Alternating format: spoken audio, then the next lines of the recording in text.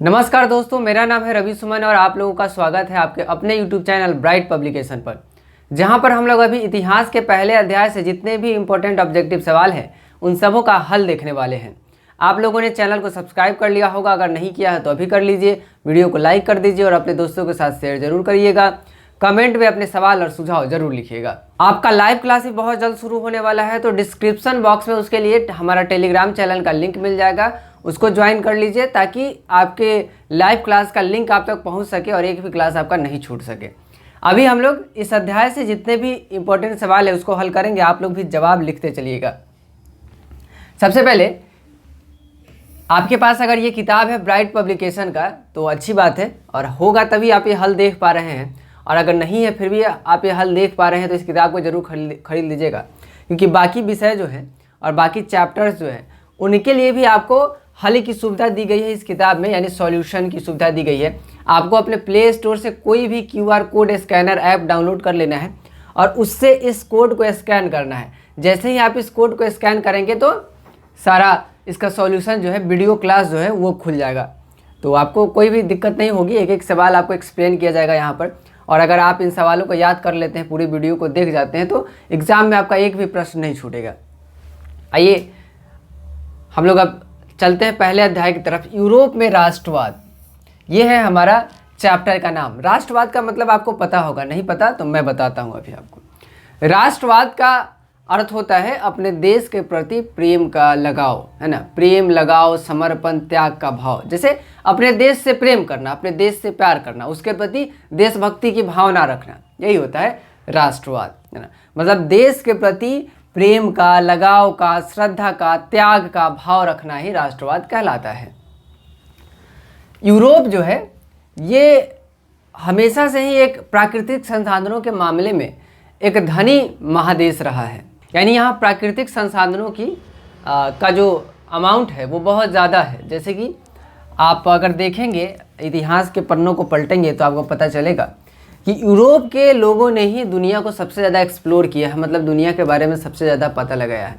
साथ ही मशीनों की बात हो, जहाज़ों की बात हो, तो सबसे पहले यूरोपीय लोगों ने ही, या फिर बौद्धिकता की बात हो, साहित्य की बात हो, किताबें लिखने की बात हो, तो इन सभी चीज़ों की शुरुआत हुई यूरोप से ही। और ऐसा क्यों हुआ, इसके पीछे का भी तर्क है कि यूरोप में बहुत ज़्यादा प्राकृतिक संसाधन थे। अब मान लीजिए कि आपके यहाँ बहुत ज़्यादा प्राकृतिक संसाधन होगा, है ना। अब ऐसा सोचिए, कल्पना कीजिए कि आपके यहाँ बहुत ज़्यादा पेट्रोल है, बहुत ज़्यादा पेट्रोलियम है ना। तो आप क्या कीजिएगा, सारा पेट्रोल पी तो नहीं जाइएगा, कुछ इस्तेमाल कीजिएगा और कुछ क्या कीजिएगा, कुछ बेच दीजिएगा, है ना। तो बेचने के लिए आप आपके पास में जो बाज़ार होगा वहाँ पर जाइएगा, वहाँ पर पेट्रोल को बेचिएगा। वहाँ पे जितने लोग होंगे पेट्रोल इस्तेमाल करने वाले, वो पेट्रोल को खरीदेंगे, है ना। आजकल हम लोग पेट्रोल की ज़्यादा चर्चा कर रहे हैं, और फिर क्या होगा, एक समय आएगा जब आपके पास और भी पेट्रोल बच जाएगा जिसको बेचने की आवश्यकता पड़ेगी, तो आपको क्या करना पड़ेगा, दूसरा बाज़ार खोजना पड़ेगा, है ना।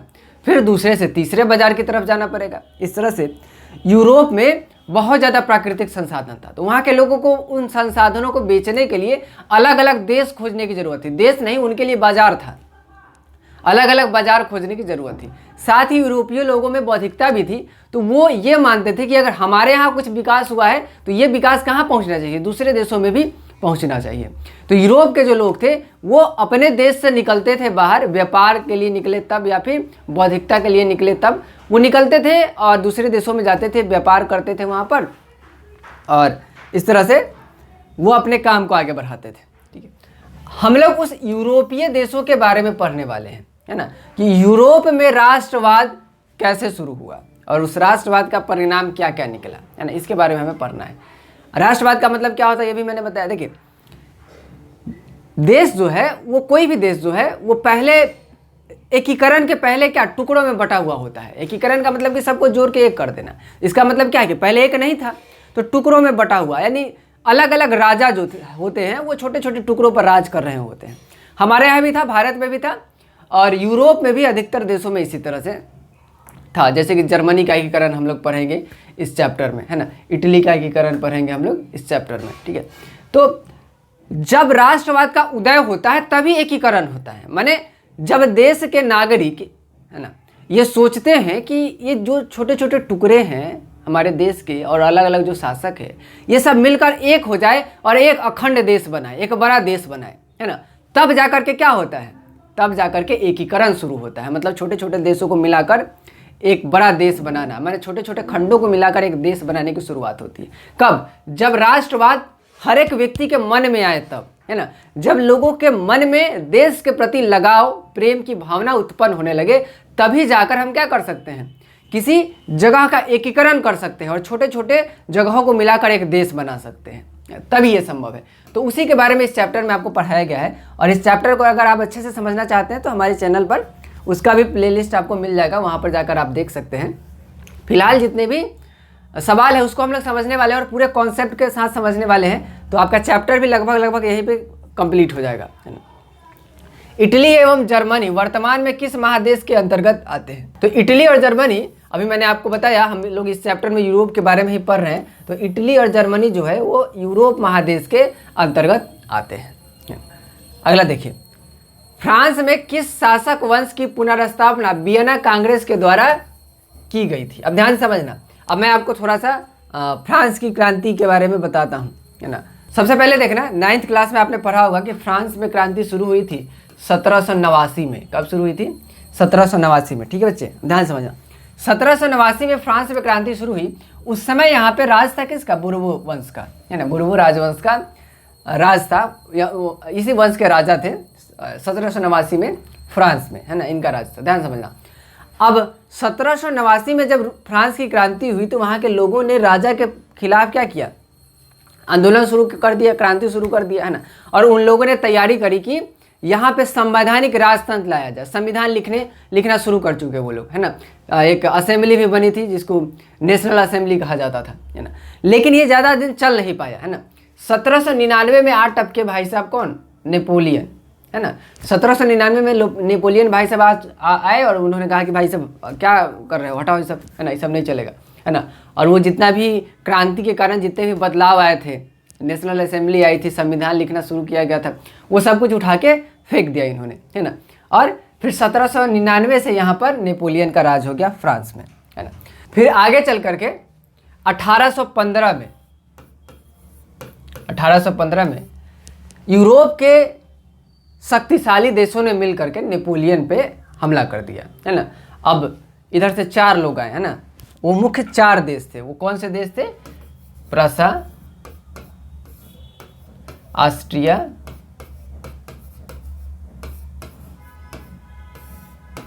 रूस और ब्रिटेन, है ना। ब्रिटेन माने कि इंग्लैंड, है ना। तो ये 4 देश आए इधर से, है ना। और इन्होंने कहा कि नेपोलियन भाई साहब अब आपका काम खत्म, निकलिए यहाँ से, है ना, और उसको भगा डाला, है ना। तो 1815 में, अब देखो ये पूरा समझ लो, 1789 में फ्रांस की क्रांति हुई, बुर्बो राजवंश का शासन था वहाँ पर। 1799 में यहाँ पे आए नेपोलियन और उन्होंने कहा कि भाई अब निकलो तुम यहाँ से, ये सब कुछ खत्म करो, है ना। तो क्रांति के जितने भी परिणाम निकले थे वो सब खत्म हो गए। कब? 1799 में। अब 1815 में 4 देश आ गए, 4 यूरोपीय देश आ गए, है ना। और भी देश थे लेकिन मुख्य रूप से ये 4 थे, प्रसा, ऑस्ट्रिया, रूस और ब्रिटेन, है ना। ये चारों देश आए और इन्होंने कहा कि अब भाई साहब आप निकलिए, नेपोलियन, है ना, आपका समय समाप्त होता है। और नेपोलियन भाई साहब वहाँ से निकल गए, ठीक है, इनको युद्ध में हरा दिया, ठीक है। अब देखना, अब ये जो मुख्य रूप से 4 देश थे, जिसमें कि ऑस्ट्रिया जो था ये सबसे बदमाश था, है ना। और इटली और जर्मनी के एकीकरण में सबसे ज़्यादा अगर बाधा डाला किसी देश ने तो वो ऑस्ट्रिया ही था, है ना। ऑस्ट्रिया के चांसलर थे मेटरनिख, है ना। और वो जो है सो कि इटली और जर्मनी के एकीकरण के विरोध में थे, है ना। तो ध्यान समझना, अब जब ये चारों देशों ने मिलकर, यूरोपीय शक्तिशाली देशों ने मिलकर के जब नेपोलियन को हरा दिया तो इनकी बैठक हुई, कहाँ पे हुई? वियना में, है ना। वियना जो है वो ऑस्ट्रिया की राजधानी है ना, राजधानी थी, है ना। तो ऑस्ट्रिया की राजधानी वियना में इन सभी लोगों की बैठक हुई, इन सभी देशों की बैठक हुई, जहाँ पे इस बात पे चर्चा किया गया कि भाई हमने एक युद्ध जीता है ना, नेपोलियन को हमने हराया है। तो युद्ध जीतने के बाद हमें जो चीज़ें प्राप्त हुई हैं उसका क्या करना है। मतलब कि जैसे 4 डाकू मिलकर डकैती करते हैं तो जो चीज़ लूटते हैं उसको बांटते हैं ना, तो उसी तरह से इन सभी देशों ने मिलकर नेपोलियन को हराया था। तो अब ये लोग बैठ के विचार कर रहा था कि भाई क्या किया जाए इन चीज़ों का, है ना, सबको आपस में बांट रहा था, है ना। तो इसी को कहा गया वियना कांग्रेस। क्या कहा गया? वियना कांग्रेस, है ना। क्या कहा गया बाबू? वियना कांग्रेस, ठीक है। अब इस वियना कांग्रेस का एक उद्देश्य ये था कि नेपोलियन ने जो जो बदलाव किया है उस सब को खत्म कर देना है। नेपोलियन का किया गया जो जो काम था उस सब को वियना कांग्रेस के माध्यम से खत्म कर देना था, है ना। तो सबसे पहली बात तो नेपोलियन के आने के पहले बुर्बो राजवंश का शासन था फ्रांस पर। नेपोलियन आए तो फिर उनका शासन हो गया, है ना। तो पहले बुर्बो राजवंश का शासन था, फिर बुर्बो राजवंश का शासन खत्म हुआ। 1815 में जब वियना कांग्रेस की बैठक हुई तो इनका उद्देश्य ही था कि नेपोलियन के कारण जो जो बदलाव आया है उस सब को फिर से रिस्टोर करो, फिर से उसी पे ले आओ, है ना। तो बुर्बो राजवंश खत्म हुआ था तो फिर से बुर्बो राजवंश ले आए, है ना। तो सही आंसर है इसका सी, है ना। देखो फ्रांस में बुर्बो राजवंश की पुनर्स्थापना वियना कांग्रेस द्वारा की गई थी। अब ये सब वियना कांग्रेस क्या था ये सब मैंने आपको बता दिया है। मेजनी का संबंध किस संगठन से था? मेजनी, इसका नाम आप लोगों ने सुना होगा, है ना। मुख्य रूप से 3 संगठनों से ये जुड़े हुए हैं। कितने संगठनों से? 3 संगठनों से। कौन कौन सा? यंग यूरोप, यंग इटली और Carbonari. Young Europe, young Italy और कार्बोनरी। मुख्य रूप से मेजनी 3 संगठनों से जुड़े हुए हैं। कौन कौन सा? याद कर लो अभी। यंग इटली, यंग यूरोप और कार्बोनरी, है ना। ये 3 संगठनों से जुड़े हुए हैं मेजनी। अगर इन तीनों से संबंधित कोई सवाल आता है तो आप आसानी से जवाब लिख सकते हैं। और मेजनी का संबंध है इटली के एकीकरण से। किसके? इटली के एकीकरण से, है ना। इटली के एकीकरण से मेजनी ने प्रयास किया था इटली के एकीकरण का, है ना, लेकिन कई बार असफलता मिली इन्हें और अपना ही देश छोड़ करके इनको बाहर भागना पड़ा था, है ना। जब चैप्टर पढ़े होंगे तो अच्छे से इस बारे में जाने होंगे। इटली एवं जर्मनी के एकीकरण के विरोध निम्न में से कौन था? इटली और जर्मनी के एकीकरण में कौन विरोध में था? कौन चाहता था कि इटली और जर्मनी का एकीकरण ना हो? तो इस चैप्टर में ऑस्ट्रिया जो है और जिसके चांसलर मेटरनिख थे, है ना, उसने सबसे ज़्यादा बाधा उत्पन्न किया था इटली और जर्मनी के एकीकरण में। सही आंसर है सी, ये मैंने आपको पहले भी बताया था। काउंट काबूर को विक्टर इमैनुअल ने किस पद पर नियुक्त किया था? काउंट काबूर को विक्टर इमैनुअल ने प्रधानमंत्री के पद पर नियुक्त किया था, है ना। काउंट काबूर का नाम भी आप लोगों ने सुना ही होगा, है ना। अगला सवाल है गैरीबाल्डी पेशे से क्या था? ये बड़ा इंपॉर्टेंट सवाल है ना, कई बार पूछ चुका है और आप लोगों को पता भी होगा। गैरीबाल्डी पेशे से एक नाविक था। क्या था? नाविक था। गैरीबाल्डी पेशे से एक नाविक था। सही आंसर है इसका डी। अगला सवाल है जर्मन राइन राज्य का निर्माण किसने किया था? जर्मन राइन राज्य का निर्माण किसने किया था? अब जर्मन राइन राज्य क्या था ये भी आप समझ लीजिए। तो जर्मन राइन राज्य को जर्मनी के एकीकरण का सबसे पहला कदम माना जाता है ना। जर्मन राइन राज्य जो है उसको बनाया था नेपोलियन बोनापार्ट ने, है ना। यानी ये जर्मनी के छोटे छोटे देशों को मिला करके एक संघ बनाया गया था, जिससे लोगों के मन में एक रूपता का भाव आया, इकट्ठा होने की भाव आई, है ना। लोगों में राष्ट्रवाद जैसी कोई चीज का सबसे पहले भाव आया, है ना। किसके कारण? नेपोलियन ने जब जर्मन राइन राज्य बनाया तब, और वियना कांग्रेस में इस राइन राज्य को खत्म करने का प्रयास किया गया था। तो सही आंसर है इसका बी। जॉल्वे राइन एक संस्था थी। किस तरह की संस्था थी जॉल्वे राइन? जॉल्वे राइन जो है वो एक शुल्क संस्था थी, व्यापारियों की एक शुल्क संस्था थी जो आसपास के राज्यों में जिसकी सीमाएं एक दूसरे से सटती थी उनके शुल्क के आंतरिक मामलों के अवरोधों को खत्म करने के लिए बनाई गई थी। माने कि शुल्क का जो मामला है वो जितने भी अवरोध आ रहे हैं, जैसे कि एक राज्य से व्यापारी जा रहे हैं दूसरे राज्य में व्यापार करने तो कुछ शुल्क देना है, तो इस तरह के अवरोधों को कम करने के लिए, खत्म करने के लिए व्यापारियों ने एक संस्था बनाई थी जॉल्वे राइन, है ना। रक्त एवं लौह की नीति का अवलंबन किसने किया था? मतलब इसमें से कौन थे जो कि जिनका मानना था कि भाई अगर एकीकरण संभव है तो लड़ाई से ही संभव है ना। ये 20 मार्क थे। 20 मार्क जो है वो रक्त एवं लौह की नीति का अवलंबन किए थे और उनका मानना था कि भाई लड़ाई से ही एकीकरण संभव है। चलिए अगला सवाल है फ्रैंकफर्ट की संधि कब हुई थी? फ्रैंकफर्ट जो है ये इस तरह से लिखा है, फ्रैंकफर्ट, है ना। फ्रैंकफर्ट की संधि कब हुई? तो देखना ध्यान से। फ्रैंकफर्ट की संधि ये हुआ था सीडान के युद्ध के पश्चात। सीडान के युद्ध के पश्चात हुआ था फ्रैंकफर्ट की संधि, और इसी युद्ध से जर्मनी का एकीकरण पूरा हुआ था, है ना। इसी युद्ध से क्या हुआ था, जर्मनी का एकीकरण पूरा हुआ था और ये हुआ था 1871 में, है ना। सीडान के युद्ध के पश्चात ये एक शांति समझौता था, है ना। और सीडान का युद्ध हुआ था फ्रांस और प्रशा के बीच, फ्रांस और प्रशा के बीच, है ना। और इस युद्ध के बाद शांति समझौते के रूप में फ्रैंकफर्ट की संधि की गई थी, शांति संधि थी ये, और ये हुआ था 1871 में। याद कर लीजिए, सीडान के युद्ध के पश्चात शांति समझौता कब हुआ था, 1871 में, और इसी समझौते का या फिर इसी संधि का नाम है फ्रैंकफर्ट की संधि। यूरोप वासियों के लिए किस देश का साहित्य एवं ज्ञान विज्ञान प्रेरणा स्रोत रहा है? तो देखिए, एक तो अधिकतर दुनिया के अधिकतर देशों के लिए यूरोप का साहित्य एवं ज्ञान विज्ञान जो है वो हमेशा से प्रेरणा स्रोत रहा है। क्यों रहा है ये भी मैंने आपको पहले ही बता दिया है कि वहाँ का जो ज्ञान विज्ञान है और साहित्य है वो बड़ा ही बेहतर रहा है, क्योंकि उनकी ज़रूरतें थी कि भाई हम अपने साहित्य के ज्ञान को बढ़ाएं, है ना, ज्ञान विज्ञान के ज्ञान को बढ़ाएं, तभी जा करके क्या हो पाएगा, दुनिया के अलग अलग देशों में जा करके वो अपना व्यापार बढ़ा पाएंगे, है ना, उनके यहाँ जो संसाधन है उसको और भी ज़्यादा बेहतर तरीके से बेच पाएंगे, है ना। लेकिन यूरोप के लोग जो थे वो यूनान के साहित्य एवं ज्ञान विज्ञान से प्रभावित थे, है ना। माने बाकी दुनिया प्रभावित थी यूरोप के ज्ञान विज्ञान से, और यूरोप वाले कहाँ के, यूनान के ज्ञान विज्ञान और साहित्य से प्रभावित थे। सही आंसर इसका बी। अगला सवाल देखते हैं। 1829 ईस्वी की एड्रियानोपुल की संधि किन देशों के बीच, किस देश के साथ हुई थी, है ना। 1829 की एड्रियानोपुल की संधि किस देश के साथ हुई थी, बताइए। तो देखिए, 1829 में एड्रियानोपुल की जो संधि है वो रूस और तुर्की के बीच हुई थी, है ना, रूस और तुर्की के बीच हुई थी एड्रियानोपुल की संधि, है ना।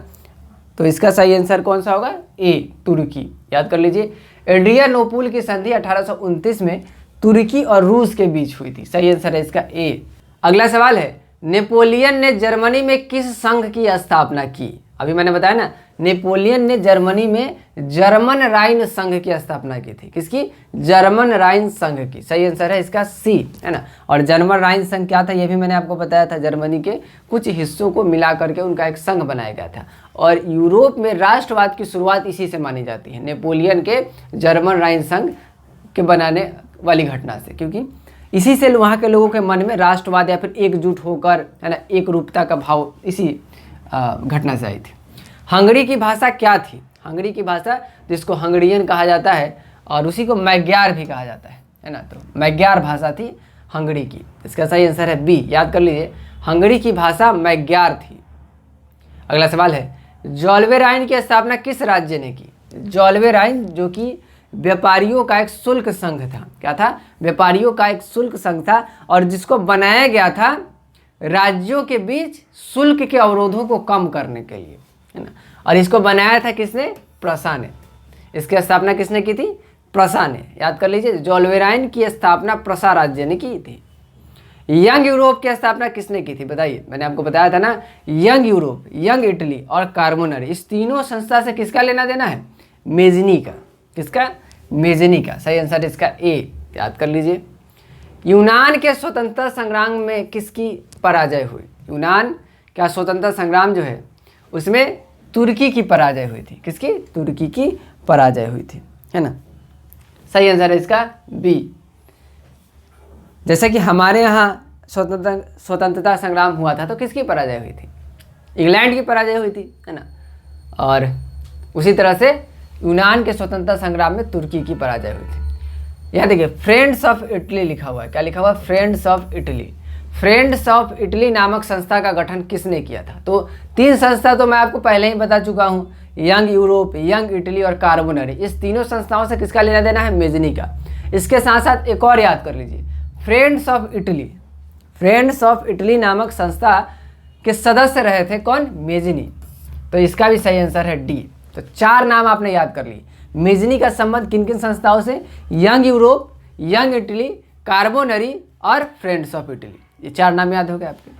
अगला सवाल देखिए, 1830 की क्रांति के बाद, यहाँ बाद लिखा हुआ है, 1830 की क्रांति के बाद फ्रांस में किस प्रकार का शासन स्थापित हुआ? ध्यान से देखना, है ना, समझना।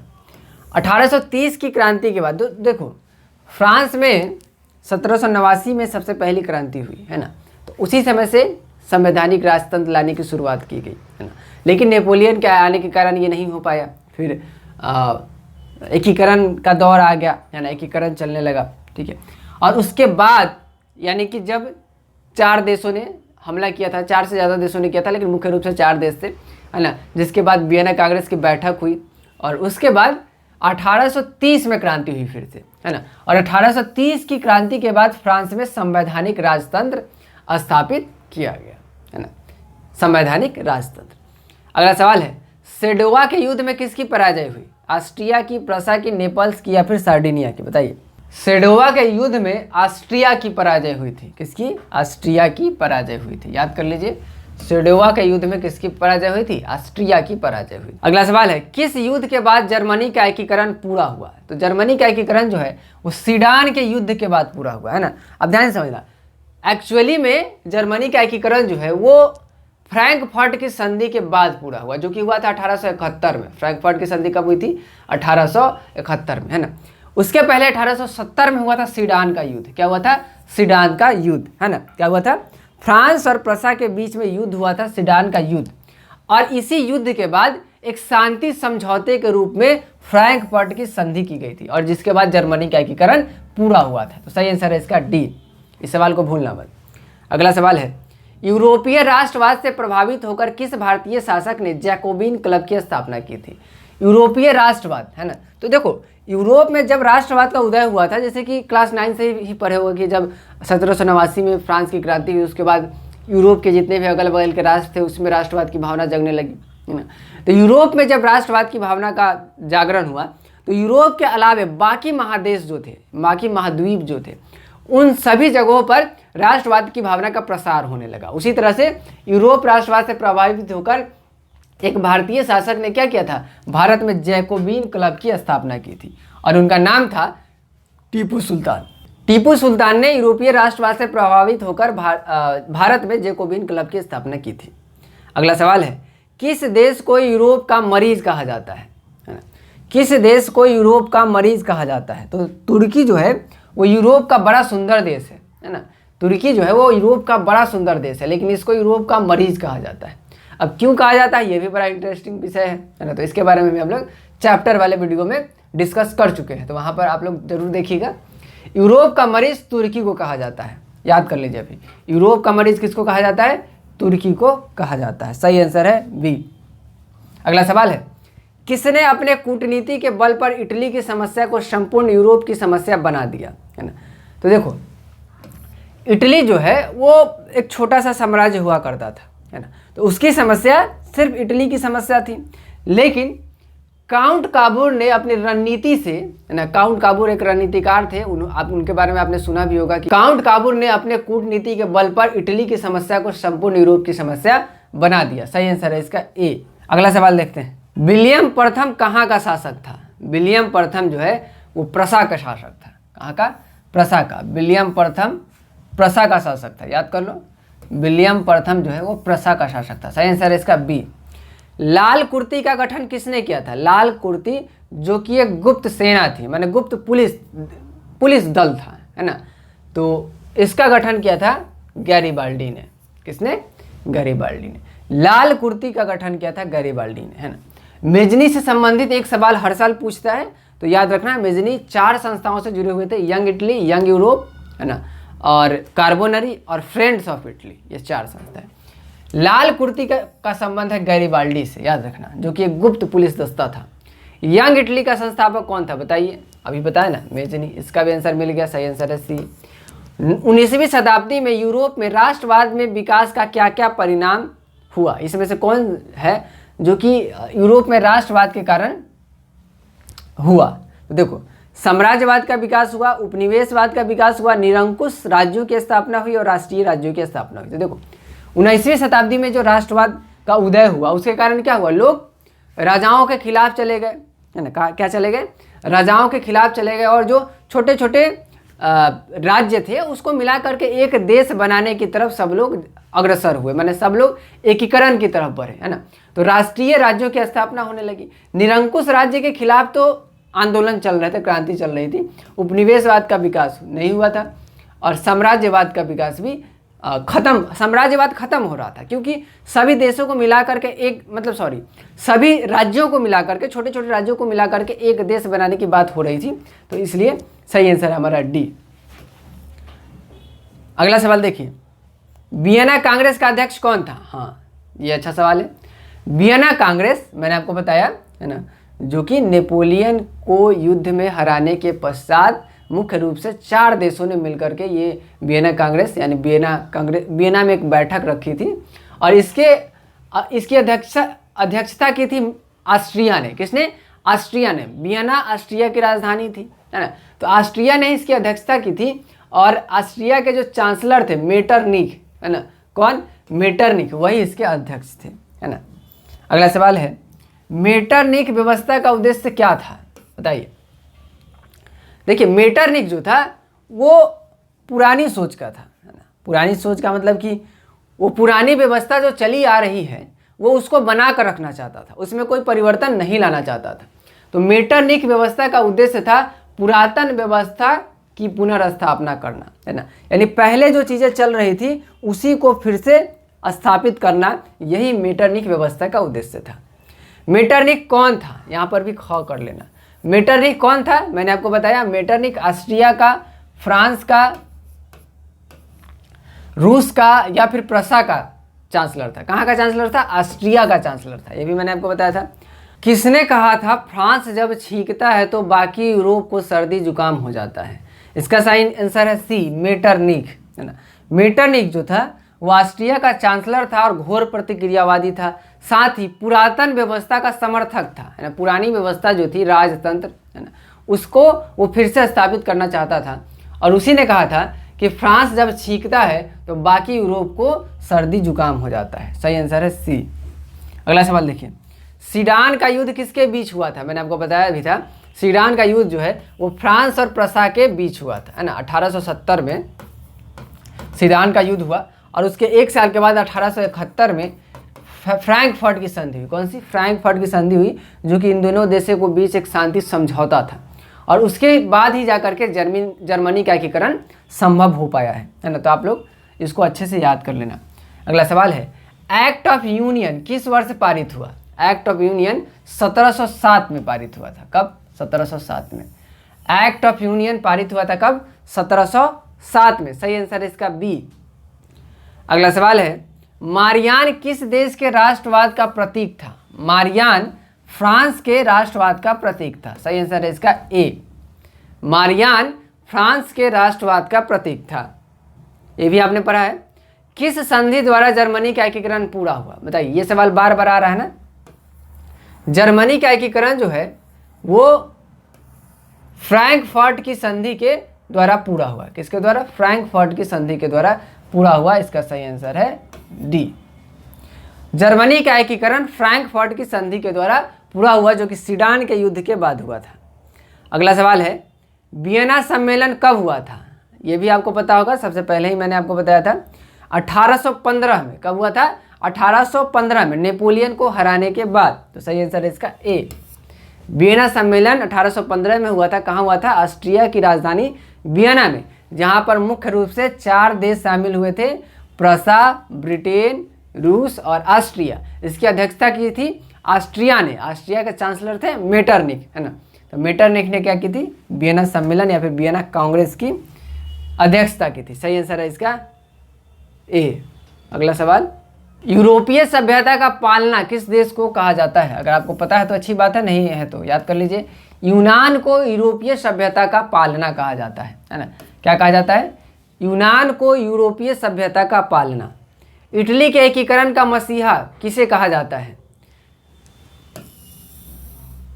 मेजनी को, है ना। इटली के एकीकरण के लिए सबसे ज़्यादा अगर किसी ने प्रयास किया तो वो मेजनी ने किया था। कई बार उनको देश से भागना भी पड़ा, है ना, लेकिन देश से बाहर रहते हुए भी उन्होंने कई संस्थाओं से अपना संबंध बनाया और इटली के एकीकरण के लिए प्रयास करते रहे। तो सही आंसर है इसका बी। अगला सवाल है, जर्मनी का एकीकरण कब पूरा हुआ? फ्रैंकफर्ट की संधि के साथ ही जर्मनी का एकीकरण पूरा हुआ था। तो एक बात अगर आप याद रखेंगे, है ना, तो सारी बातें आपको अपने आप ही याद रहेगी, है ना। जर्मनी का एकीकरण कब पूरा हुआ? तो मैंने आपको बताया कि जर्मनी का एकीकरण किस संधि के साथ पूरा हुआ था? फ्रैंकफर्ट की संधि के साथ। फ्रैंकफर्ट की संधि कब हुई थी? तो वो हुई थी सीडान के युद्ध के बाद। सीडान का युद्ध कब हुआ था? 1870 में, है ना। और युद्ध के खत्म होने के बाद क्या हुआ? दोनों देशों के बीच शांति समझौता हुआ। कब हुआ? 1871 में। और इसी को कहा गया फ्रैंकफर्ट की संधि, है ना। और इसी फ्रैंकफर्ट की संधि के साथ जर्मनी का एकीकरण पूरा हो गया। तो सही आंसर आपको मिल गया 1871। ठीक है, तो इसका सही आंसर है सी। तो इस तरह से आपने देखा कि इतिहास के पहले अध्याय में जितने भी ऑब्जेक्टिव सवाल थे वो सब बहुत ही आराम से बन गए हैं और वो सब आप लोगों को याद भी हो गए होंगे निश्चित रूप से। तो आप लोगों से फिर मुलाकात होगी अगर दूसरे अध्याय में। तब तक के लिए आप चैनल को सब्सक्राइब कर लीजिए। वीडियो अगर अच्छा लगा हो तो लाइक कीजिएगा, अपने दोस्तों के साथ शेयर कीजिएगा, कमेंट में अपने सवाल और सुझाव जरूर लिखिएगा।